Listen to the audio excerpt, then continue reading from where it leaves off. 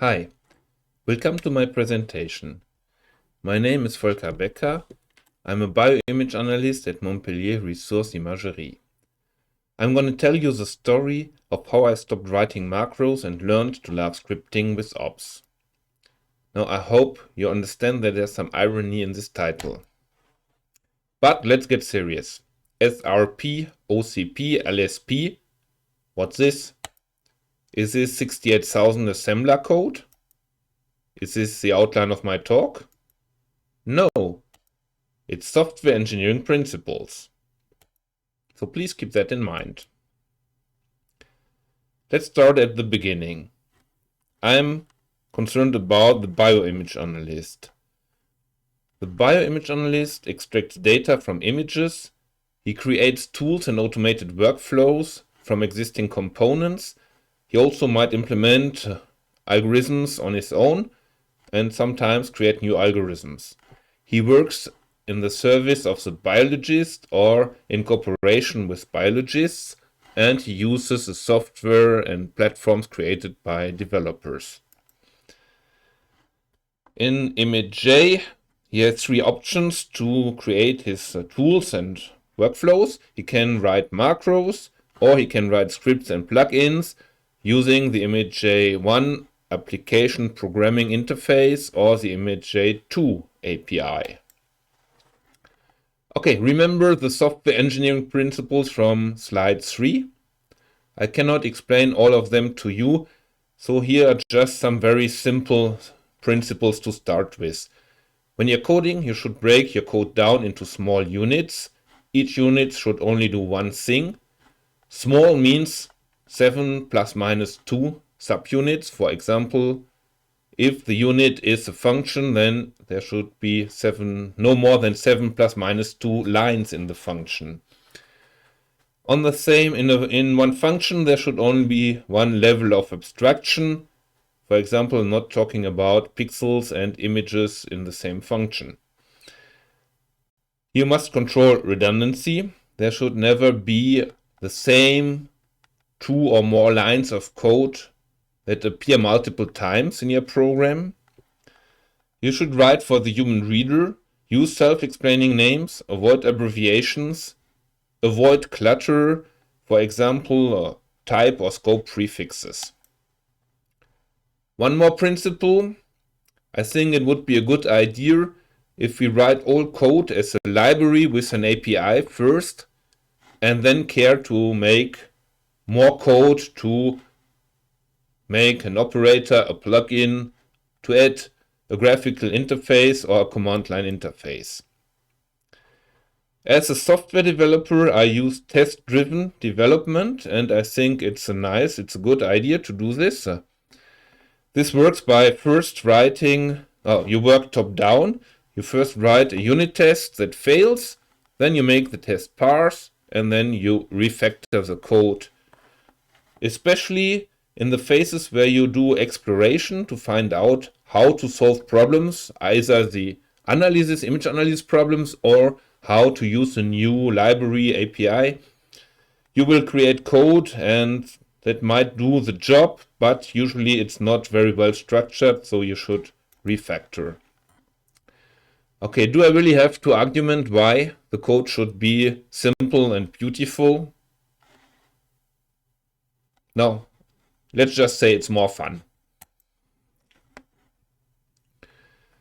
I'm going to show you a small case study, but a fair warning before.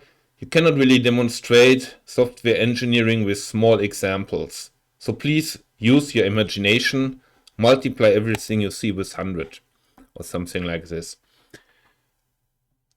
Prologue. The task is to segment filaments. This is the input grayscale image on the left. And what we want to get from this is the binary skeleton that you see here on the right. So algorithm to do this, simple enough. Apply a 3D Gaussian blur filter, then run a local mean threshold on the result, and then skeletonize the result of the thresholding. And then we want to apply this procedure on all images in an input folder and save the results to an output folder. Chapter 1, let's do it with a macro. So this is the first approach with the macro. Can you see things that don't look so good here? First, I'd say the parameter names are not very well chosen. Then we see some code that's useless. And we also have the comments as strings passed to run, and then the options for the comments passed as very long strings, which is not very readable. And you see we do the work for one image and then directly apply everything on the batch processing, which is doing more than one thing in a place. So let's first make this better, give better names to the parameters, and separate the batch processing from the work on one image. But we're still stuck with running the comments using strings and then long option strings for the options of those comments. So can we do this better using scripting? Oh, what's this? It still looks the same, although we're now running in Python. Now this is because we used the macro recorder and this just recorded EJ run. It's not what we want, so let's try manually. For the Gaussian blur, we have a static method that we can call. The autolocal threshold, I could not find a way to call this directly, so I'm stuck with EJ run. And for the skeletonization, we create the object and call the setup and run as we do for plugin filters, right? Now it doesn't look great, so hopefully there's ops to the rescue. Oh my god, what is this? Bit type out of bounds mirror factory rectangle shape. Do I really want to know about this? Okay, this is my first try to transform it using ops. We nicely have the Gaussian blur operation. We also have a local mean threshold, but we need to convert the output type for this. And yeah, I thought we'd have a thinning operation, but actually this is not working in 3D. And I got some very wrong idea of how I had to convert things. But I finally found out that there is a conversion service that can do this. Yeah, so this took a long time to find out how to make it work. And the thinning operation is not for 3D, so there we have to use the ImageJ solution. Now I can hide away the conversion complexity and everything else, and then I can get something like this, which looks close to what I would want to have.